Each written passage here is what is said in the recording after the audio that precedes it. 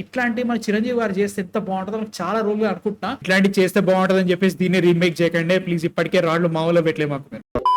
So తులారం movie చూసాను ఇప్పుడే Jio hot star లో తెలుగులో. మోహన్ లాల్ గారు ఇలాంటి సినిమాలు కదా చేసేది, అనవసరంగా గింపురాలు అనుకుంటే ఎందుకు అటు వెళ్తుండే నాకు అర్థం కావట్లేదు. ఇట్లాంటి సినిమాలో ఆయన మాస్ వేరే లెవెల్లో ఉంటది. ఈ స్టోరీ ఏదో గొప్ప స్టోరీ, అమ్మ బాబా ఇప్పటివరకు ఇంత గొప్ప స్టోరీ చూడలేదు, దృశ్యం కంటే గొప్ప అని చెప్పాను. It was a very very predictable story which was done very very well. మస్త్ అనిపిస్తుంది. ఫస్ట్ హాఫ్ అంతా వాళ్ళ ఫ్యామిలీ డైనమిక్ దాన్ని మనకి హింట్ ఇస్తూ ఉంటారు. మనకు అర్థం కాదు ఏంటబ్బా ఇట్లా జరుగుతుంది అనిపిస్తా ఉంటది. బట్ అదంతా ఎంగేజింగ్ గా ఎంటర్టైనింగ్ గా బాగా వెళ్ళిపోతా ఉంటది. మోహన్ లాల్ గారు ఎంత పెద్ద స్టార్ అంటే ఆయన కలెక్షన్స్ చూస్తుంటే మతిపోతా ఉంటది కేరళలో. అట్లాంటి స్టార్ ఇలాంటి నార్మల్ మ్యాన్ క్యారెక్టర్స్ చేస్తుంటే మనకి వేరే లెవెల్ హై వస్తుందంటే అర్థం చేసుకోవాలి. మనోళ్ళు ఇలాంటి ఎందుకు చేయాలో అర్థం కాదు. మేబీ కేరళ వాళ్ళు మాత్రమే అట్లా చూస్తారేమో తెలియదు కానీ ఇట్లాంటి మనోళ్ళు చేస్తే బాగుంటదని ఫీలింగ్. ముఖ్యంగా చిరంజీవి గారికి చాలా స్కోప్ ఉంది. ఏమో నాకు అర్థం కాదు కానీ తుడరం అయితే మాత్రం ఫస్ట్ హాఫ్ అంతా కూడా చాలా బాగా పెట్టుకున్నారు. ఒకే కొంచెం స్లో నడుస్తూ ఉంటది ఎందుకంటే మలయాళం సినిమా కాబట్టి. అది వెళ్తా ఉన్నా గానీ క్యారెక్టర్స్ ని వాళ్ళు ఇంట్రడ్యూస్ చేసిన తర్వాత వాళ్ళ క్యారెక్టర్స్ డెవలప్మెంట్ చాలా ఇంట్రెస్టింగ్ అనిపిస్తుంది. ముఖ్యంగా పోలీస్ ఆఫీసర్ ఒకడు ఉంటాడు, అమ్మో బాబోయ్ అసలు పర్ఫార్మెన్స్ వీడు ఎందుకో తేడా కొడుతున్నాడు అనే ఫీలింగ్ క్రియేట్ చేస్తా ఉంటారు. అది రివీల్ అయ్యే కొద్దీ మనకి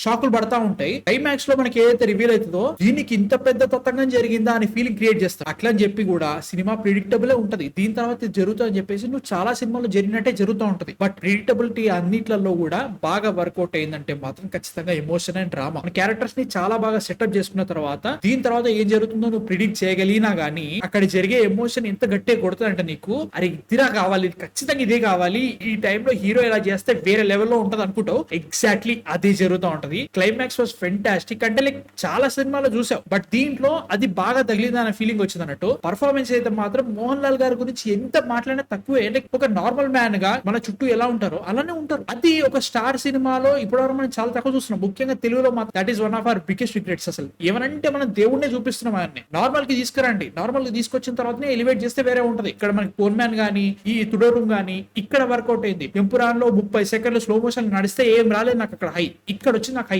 ఇది కావాలి నాకు. ఇట్లాంటి మన చిరంజీవి గారు చేస్తే ఎంత బాగుంటుందో నాకు చాలా రోజులు అనుకుంటున్నా. ఇట్లాంటి చేస్తే బాగుంటుంది అని చెప్పేసి దీన్ని రీమేక్ చేయకండి ప్లీజ్. ఇప్పటికే రాళ్ళు మామూలు పెట్టలే మాకు. ఎమోషన్స్ డ్రామా చాలా బాగా వర్కౌట్ అయింది. నెగిటివ్స్ ఏమైనా ఉన్నాయంటే మాత్రం సెకండ్ హాఫ్ లో కొంచెం స్లో అయిపోతుంది. స్లో అయిపోయినా పర్లేదు, నేరేటివ్ నడిచినా హ్యాపీ. కాకపోతే మనకు ఆల్రెడీ తెలిసిన స్టోరీ కంటిన్యూ అవుతా ఉంటది. ప్రిడిక్ట్ చేసిన తర్వాత కూడా ఇక్కడ ఇంత బ్రీతింగ్ నువ్వు ఇవ్వాల్సిన అవసరం లేదని ఫీలింగ్ వస్తుంది అనమాట. వాళ్ళు ఇంకొంచెం ఇచ్చారు అవసరం లేదు అనిపించింది. నేను మోహన్ లాల్ గారి కోసం చూస్తే విలన్ సర్ప్రైజ్ ఇచ్చాడు. ఆయన పర్ఫార్మెన్స్ ఉంటది, అమ్మ బాబు ఆ షేడ్స్ ఏంటి, ఆయన నవ్విండంటే ఇలా తేలు చెరువులు పారుతా ఉంటాయి అనమాట. మనకి అంత వైల్డ్ గా ఉంటుంది ఆయన పర్ఫార్మెన్స్. చాలా బాగా సెట్ చేశారు. ఇలానే ఉంటారా మనుషులు నేను ఫీలింగ్ క్రియేట్ చేస్తారు అన్నట్టు. అండ్ మెన్ సీరియస్లీ నాకైతే మాత్రం సినిమా నచ్చింది. నెగిటివ్స్ ఏమంటే మాత్రం ప్రిడిక్టబుల్ వెళ్తుంది, గెస్ చేయగలుగుతావు అండ్ ఆల్సో కొంచెం స్లో నడుస్తుంది. But it is worth it. నాకు మస్తు అనిపించింది. దృశ్యం బెటర్, ఇది బెటర్ అని చెప్పదు. దృశ్యం చాలా బెటర్. దృశ్యంలో ఉన్న స్క్రీన్ ప్లే చాలా ఇంట్రెస్టింగ్ ఉంటుంది. But this is more ground to earth and this is more realistic than Drishyam. నా దృష్టిలో మస్తు అనిపించింది నాకు అది. మ్యూజిక్ చాలా చాలా బాగుంది. పాటలు తెలుగులో చాలా బాగున్నాయి భయ్యా. తల్లుమల రేంజ్ అయితే లేవు, పాటలు బాగానే సెట్ అయినాయి, లిరిక్స్ బాగానే పెట్టుకున్నారు, మంచిగా అనిపించింది. డబ్బింగ్ బాగుంది. ఒక దగ్గర 2 రోజులు అనే పోయి 2 సంవత్సరాలు అంటాడు, అదొకటి మాత్రం తేడా కొట్టింది. బట్ స్టిల్ డబ్బింగ్ చాలా బాగుంది. డైలాగ్స్ బాగా పడ్డాయి.